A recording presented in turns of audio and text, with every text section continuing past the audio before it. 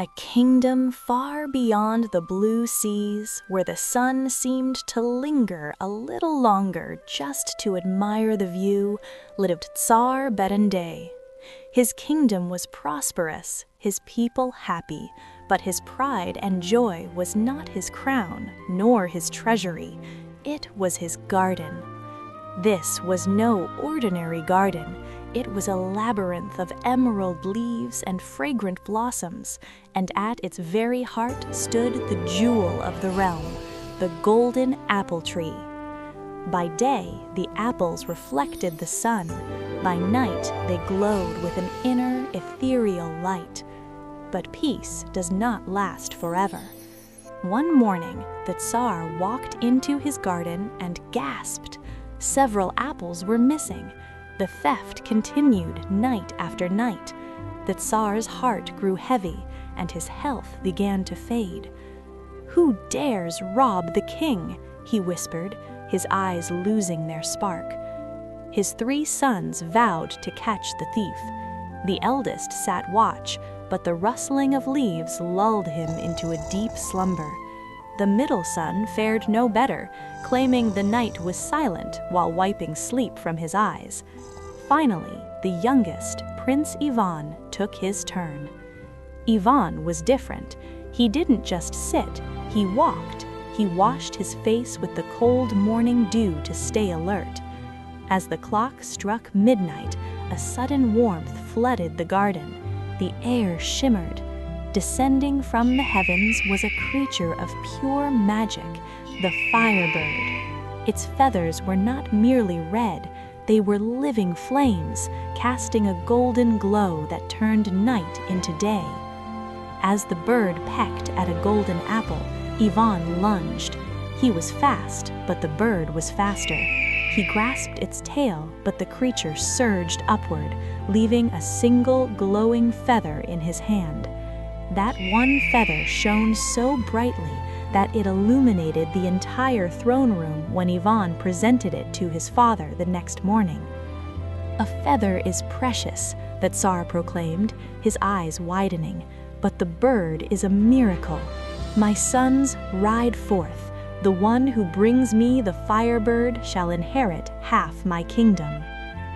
Prince Ivan rode for weeks, crossing rivers that roared like thunder, and forests so thick they swallowed the light. Eventually, he arrived at a desolate plain where a moss-covered stone pillar stood. On it, a prophecy was carved. "Who rides straight shall suffer cold and hunger. Who rides right shall live, but his horse shall die.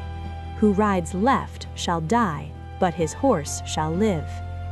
Ivan, brave but compassionate, patted his steed's neck. "I cannot let you die," he whispered, but he could not die himself, for his father needed him. With a heavy heart, he realized the sacrifice required. He turned his horse to the right. No sooner had they entered the dark woods than a low growl vibrated through the ground. From the shadows emerged a gray wolf, but this was no ordinary beast. It stood taller than a man, its eyes burning with an ancient, sorrowful intelligence. "Foolish prince," the wolf grumbled, its voice like grinding stones. "You read the pillar. The horse is mine." In a blur of gray fur, the deed was done. Ivan was alone, stranded in the wilderness. He wept, not for himself, but for his loss.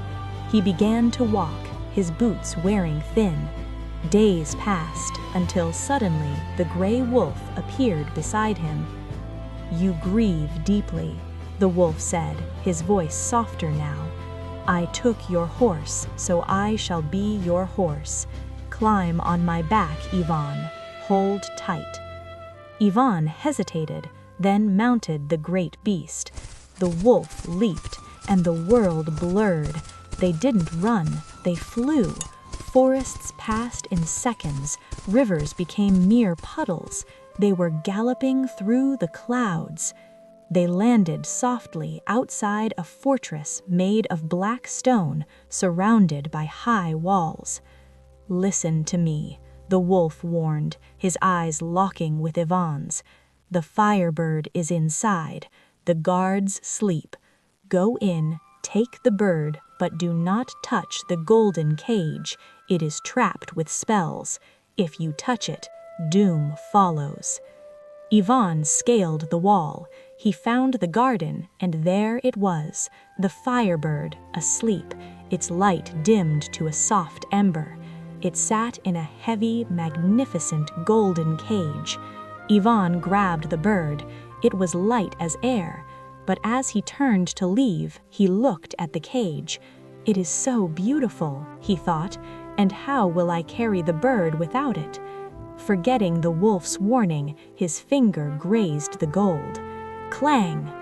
Thunderous bells erupted from the walls, drums beat. The guards woke instantly, seizing Ivan. He was dragged before Tsar Afron, who sat on a throne of obsidian. "A prince stealing like a common thief," he sneered. "I should execute you, but I will show mercy. Bring me the horse with the golden mane from the kingdom of Tsar Kusman, and I will give you the Firebird and the cage. Fail, and your name will be disgraced across the lands." Ivan returned to the wolf, shame burning his cheeks. "I told you," the wolf sighed, shaking his great head, "but I cannot abandon you now. Climb on." They raced to the kingdom of Tsar Kusman. This palace was white marble, gleaming under the moon. "Try again," the wolf said. "The horse is in the stables. Take the horse, but do not touch the golden bridle. It is encrusted with diamonds and spells. Leave it." Ivan crept into the stables. The horse with the golden mane was breathtaking, its coat shimmering like liquid starlight. Ivan took the halter, but as he led the horse out, he saw the golden bridle hanging on the wall. "A horse this noble cannot be ridden without a royal bridle," he reasoned. He reached out. Ring! Copper alarms screamed. The stable hands awoke. Ivan was captured once more. Tsar Kusman looked down at him, disappointed. "If you were a simple peasant, I would forgive you. But a prince, shame. However, I desire one thing. Bring me Princess Elena the Beautiful from the kingdom of Tsar Dalmat. Do this, and the horse and bridle are yours." Ivan walked back to the wolf, tears streaming down his face. "I have failed again." The wolf looked at him, not with anger, but with a weary affection. "You are brave, Ivan, but you are young. This time I shall go. You wait here." They traveled to the golden kingdom of Tsar Dalmat. The wolf left Ivan in an oak grove and crept into the royal gardens. There, Princess Elena was walking with her attendants. She was radiant, her beauty making the flowers seem dull. The wolf waited for the attendants to look away. In one fluid motion, he leaped over the fence, gently snatched the princess onto his back, and bolted away like a storm wind. He returned to the grove where Ivan waited. "Climb on," the wolf shouted. Ivan mounted behind the terrified princess. As they rode, Ivan and Yelena looked at one another. In the silence of the flight, fear turned to curiosity, and curiosity to love. By the time they reached the borders, they were holding hands. They stopped near Tsar Kuzman's palace. Ivan looked miserable. "Wolf, I cannot give her up.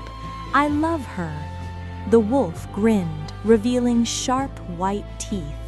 "I have served you this far, Prince. I will not separate lovers. Hide the princess in the forest. I will become the princess." The wolf did a backflip and struck the ground. Instantly he vanished. In his place stood Princess Yelena, identical in every way. Ivan led the princess to Tsar Kuzman. The king was overjoyed and handed over the golden-maned horse. As the king celebrated, the princess asked for a moment alone. As soon as the door closed, the wolf transformed back, jumped out the window and caught up with Ivan and the real Yelena.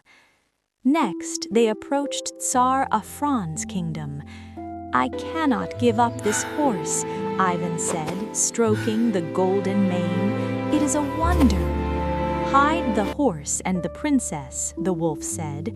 He struck the ground and transformed into the golden-maned horse. Ivan led the horse to Tsar Afron. The king, delighted, gave Ivan the Firebird and the golden cage. Ivan rode away with his real horse, the real princess, and the real Firebird. Meanwhile, Tsar Afron tried to mount his new steed. The horse suddenly turned into a gray wolf, snarled at the terrified king, and ran off to rejoin Ivan. At the edge of Ivan's home kingdom, the wolf stopped. "My service ends here," he said softly. "Goodbye, Ivan." Ivan hugged the beast, weeping.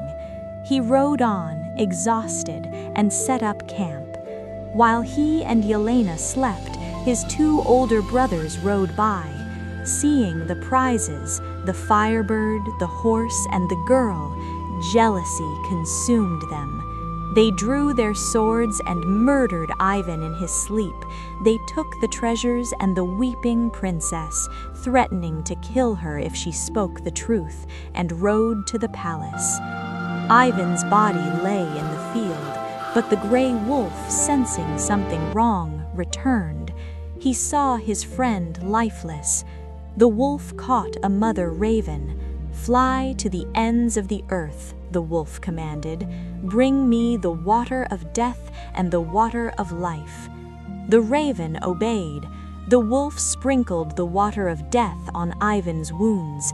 They closed instantly. He sprinkled the water of life. Ivan gasped, his eyes fluttering open. "I slept for so long," Ivan murmured. "You would have slept forever without me," the wolf said. "Climb on, one last ride."